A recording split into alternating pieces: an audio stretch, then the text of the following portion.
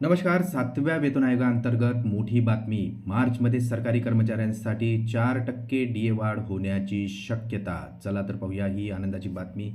त्यापूर्वी चॅनलला नवीन असाल तर सबस्क्राईब करायला विसरू नका आणि नवनवीन अपडेट मिळविण्यासाठी बेल आयकॉनला प्रेस करायला विसरू नका.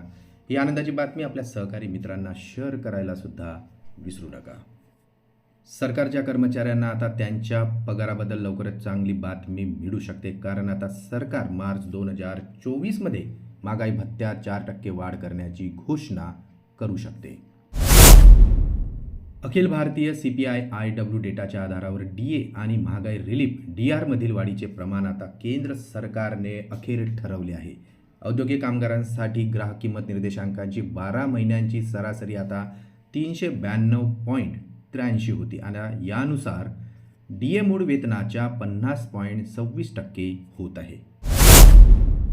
सरकारी कर्मचाऱ्यांना डीए तर पेन्शन धारकांना DR दिला जातो. डीए आणि DR वर्षातून 2दा वाढवले जाते. ऑक्टोबर 2023मध्ये शेवटच्या वाढीमध्ये डीए 4%नी वाढवून 46% करण्यात आलेला होता. सध्याचा महागाईचा दर पाहता आता पुढील महागाई दर हा 4% अपेक्षित आहे. अधिकृत आकडेवारीनुसार आता केंद्र सरकारचे 47.58 लाख कर्मचारी आणि 69.76 लाख पेन्शनधारक आहेत. आगामी महागाई भत्ता वाढीनंतर आता या कर्मचाऱ्यांना आणि पेन्शनधारकांना याचा मोठा फायदा होणार आहे.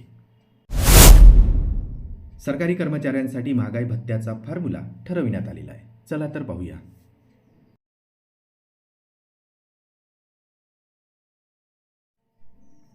पुन्हा भेटू आमच्या YouTube चॅनलमध्ये नवीन अपडेट्ससह. तोपर्यंत आनंदी राहा, काळजी घ्या. नमस्कार.